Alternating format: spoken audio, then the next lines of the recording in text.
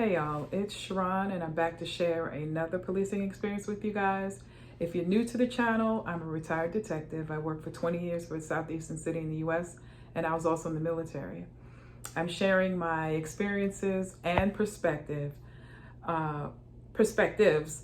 in hopes of just helping others in similar situations or just maybe help you see it a little differently. Some of the current events that are going on right now. And the reason why I say current events is because another 20-year-old black male was shot the other day. And I'm heartbroken because I've been on so many search warrants. I've been the shield person, the first one in and things like that. And, you know, it just saddens me that the fear that you see with these officers is just ridiculous. Not to say that they're not supposed to be afraid, but there's a level of fear that I'm watching on the video that this man didn't even have time to comply. They said he had a vape pen or something like that.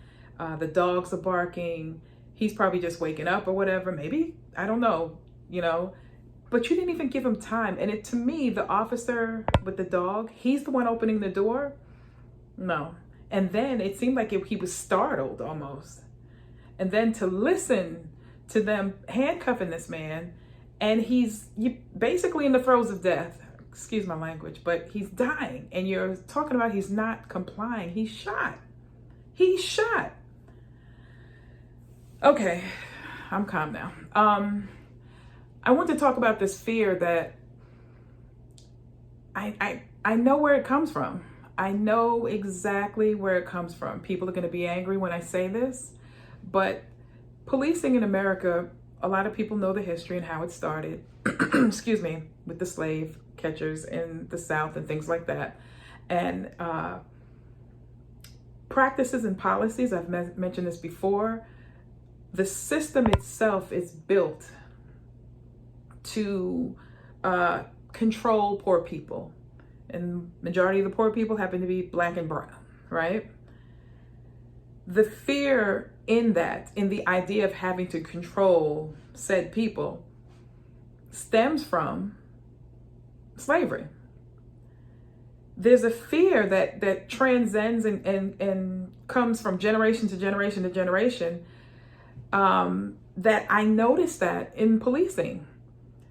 I talked about it in the video last week about going on a call and my level of not being afraid is different to the next officer. I'm not going to pull my weapon in certain instances where other officers just might. Going hands-on. I'm going to go hands-on with what I'm comfortable with. And every officer is comfortable at their level. And that's a problem in policing if you think about it. Because what we're seeing, Uvalde, you know, they always talk about where's the good guy with the gun. There were plenty of good guys with the same type of weapon or much more powerful weapons just there. Nobody took the initiative to say, you know, forget this, I'm going in. And that guy ended up shooting those 19 children. But then yet and still, on the other hand, you see officers chasing someone or in this case, what I just mentioned with the 20-year-old. You're opening a door and you just shoot. There's no time to comply. That's a fear. And what is that fear based on? Black and brown skin. I'm going to say it. Nobody else is going to say it. I'm going to say it. Remember, I told you I came into policing with my own bias against white men. And I know exactly where it came from. But I was willing to check myself and go inside and, okay, figure out what's going on. Why you don't give these white guys a break? Like I said, every last one of them getting a ticket or arrested if need be. I'm not letting anybody go. That was my attitude. I've changed that now. But how many officers come with the same attitude with black or brown people or women? Who knows? They're there. Trust me, they're there. I just want to share that with you guys. There's a fear. It's intertwined, or it's in the DNA of policing. And then you bring individuals in with the bias. All we do is train them with the bias. And like I said, it's clear from Uvalde, big guns, I got something else to say about that, but they're walking around with the big guns and nobody just went in there and said, okay, until death, I put my hand up, I swore this might be it for me, but I'm going to go stop that individual. If he's not shooting at the babies, he's shooting at me. And I'm a doggone sure try to get him before he gets me. But then here it is, search warrant, running, traffic stop. These people don't even have a chance to even comply, and you're afraid.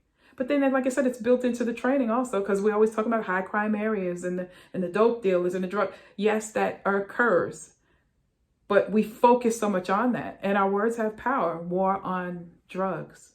Who did that target? You know, I just want to give you guys my thoughts and my perspectives. Hit like, subscribe, comment if you will. I'd appreciate it. Let me know what you're thinking. Like I said, I have a plan for policing. I just need a seat at the table. And with that being said, guys, always remember, you don't necessarily have to go through a thing to learn from it. Okay? Check out our online store. The link is in the description. And I will talk to you guys later. Bye.